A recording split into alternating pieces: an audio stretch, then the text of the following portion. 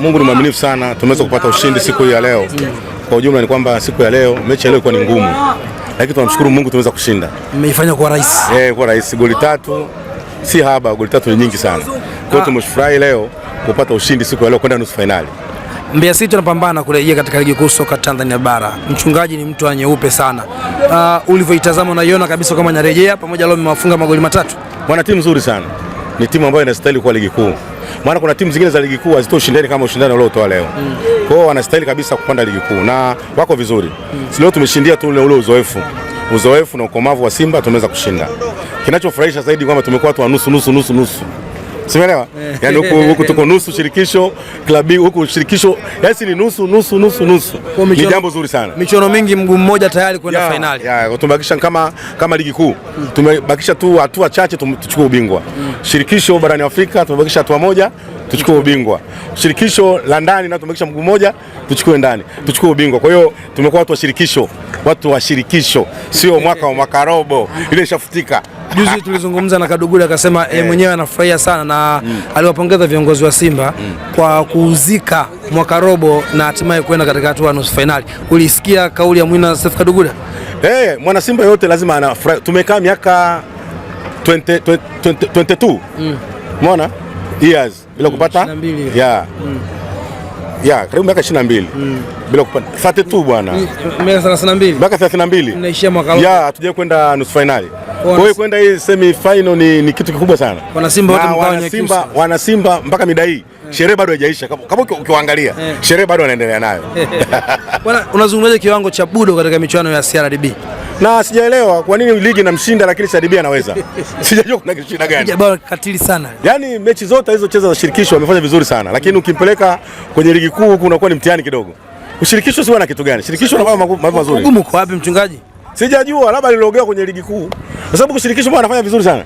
Hatujajua shida iko wapi. Umeona bao alopiga leo? Bonge la bao zuri sana. Sasa tunashangaa ligi kuu kwa nini hatupi vitu kama hivyo. Sasa mimi kwa mwalimu ninavyomuona kuhusu mchezaji wetu huyu Budo. Hata hiyo nusu finali. Hata dakika 10 muingizeni anaanza kaleta kitu. Ipi sasa? Hii ya 20. Kwa sababu sasa tuna nusu finali nyingi, sasa tunashindwa ni ipi? Ni hii ya tarehe 20. Sawa. Tumzungumzie mpinzani wenu ambao mnacheza naye tarehe 20, Stellenbosch. Mpaka hivi sasa hatujajua itapigwa Chamazi, itapigwa kwa Mkapa au itapigwa New Amani Zanzibar. Yote leo tunawaachia mamlaka. Ni mpinzani wa namna gani? Ni mpinzani tu.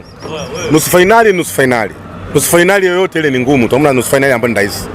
Nusu finali kwa sababu kila mtu anataka achukue ubingwa. Kwa hiyo Simba naye anataka achukue ubingwa. Si timu nyepesi kama watu wanavyofikiria. Alafu mkumbuke timu za kusini za South Africa waga zinatusumbua sana. Orlando alitusumbua akatutoa. Kaizer Chiefs alitusumbua akatutoa. Sasa huyu ndio tutamalizana naye. Inabidi tupate kama goli 4 Dar es Salaam. Na inawezekana kama tuweza kupata goli 2 kupindua matokeo ya Ismailia, kuyapindua ndani ya Benjamin Mkapa ni habari nyingine. Ila onyo, uwanja usio kubadilishwa. Unasema goli 2 Dar es Salaam, mna uhakika wanatumia uwanja wa Benjamin Mkapa? Nasema hivi, uwanja ukibadilishwa na mimi mambo yangu yote yatakuwa yameharibika. Kwa mkibadilishwa uwanja shughuli inaingia maji. Na mimi nguvu zangu ziko mle. Sasa ukitoa mle nabaki kama sina nguo. Kwa inamaanisha wazee wale walishamaliza kila kitu pale. Mimi hata maombi yangu yako mle Benjamin Mkapa. Ukimpeleka Amani si mwenivua nguo. Na mimi naomba kwa Mungu asaidie mechi tucheze pale. Kwa Amani kwa upande wako itakuwa neutral ile. Nasema hivi, naomba Mungu mechi ichezwe Benjamin Mkapa. Isije Kahama. Na bahati nzuri najua waziri mkuu ananisikia. Afanye anavyofanya waziri mkuu, mechi irudi hapo Benjamin Mkapa. Ili kombe tukabidhiwa hapo. Ikitoka nje hapa na kwambia shughuli tunayo. Itabidi nifunge tena siku 7 zingine. Si mateso hayo. Kwa hiyo mimi kazi nishamaliza. Sasa nataka kunipa mzigo mwingine ambao ulikuwa haupo. Na wewe mzigo ushamaliza. Kazi nishamaliza, sasa nataka nipe kazi nyingine tena. Kwa hiyo wakisema wanaipeka Zanzibar, yani watasababisha mimi nitakuwa kijiti. Kwa sababu najua kazi nimeimaliza. Shughuli ya Benjamin Mkapa nishaimaliza. Nasubiria kombe likabidhiwe pale. Kwa hiyo kienda inabidi upande tena upya mlimani. Yani siku 7 tena zingine. Sasa si mateso hayo ndugu yangu. Alafu natesa mwenyewe na umia mimi wengine wanasherekea. Lakini si una timu? Baba, nikwambie kitu. Timu unaweza kuwa nao lakini ingiza mpira ndani hapo ukashindwa. Mimi siku ile usione zile penalty zimeingia vile, kazi niliyofanya siku ile. Zingine kuzifuta penalty. Na kuna penalty Wewe umekuona eti Kibudi naye anafunga penalty umekuona wapi? Kwa sababu pale ingepaisha lakini naiweka katika level iingie mle. Kwa kazi ilikuwa sio nyepesi kaka, usione vile mpaka leo tunasema tunaenda nusu finali. Kuna penalty zingine inabidi ufute. Nakwambia hii nafuta na kweli inafutika. Hii ingia kule ndani ya nyavu na penalty inaingia. Kama Kibudi ile nilisema ikaa katika kimo kwa sababu Kibudi ana tabia kupaisha. Iingie mle na kweli kajaa. Na yeye mwenyewe alishangaa amefungeje. Kapombe anamuonyesha kabisa anaenda kupiga kule. Kwa hiyo ni mechi ambayo tulipita, lakini tulipita si rahisi kama watu wanavyofikiria. Inaonekana kwenye CRDB mnaweza mkakutana na mtani. Linawezekana sasa, shida kukimbia sasa, atavumilia. Sababu anaweza kalala mbele tena. Nani kamkimbia mwenzie? Siasa tukimbia kutufungulia mlango tukaingia. Jamii mnasahau. Akumkaribisha mgeni. Yanga ni watu wa hila tokea zamani. Walibadilisha ile maneno kwamba si ndio tumekimbia. Ile alikimbia automatically. Yanga amekimbiaje? Mfano. Wewe si mwai wako, anasema sisi mwai wake. Sasa tufunga kila kitu. Wewe unakubali mai. Ngoja anaita nini? Mai wenu. Sange tufungulia sisi mlango tuingie, tufanye mazoezi. Kesho tena aje tubonde. Sasa amezoea kutubonda. Sasa kwa nini alifungia mlango? Swali. Sasa ile watu waulizi.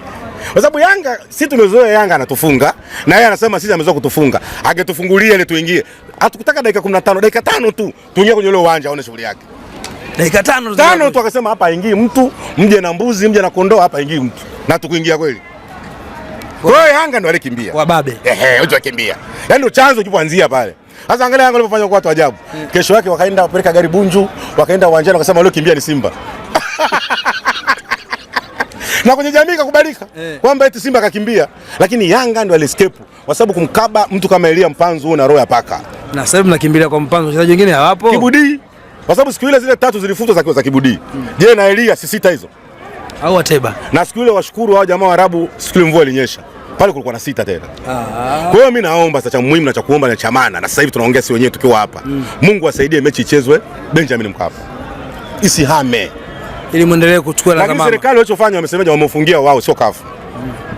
Kama serikali wamefungia wao mpaka tarehe 20 kwa nyasi zile zitakuwa zimekaa level. Unaombea mvua zinyeshe au zisimame? Yaani mvua zisimame, zisinyeshe, uwanja ubaki vile vile.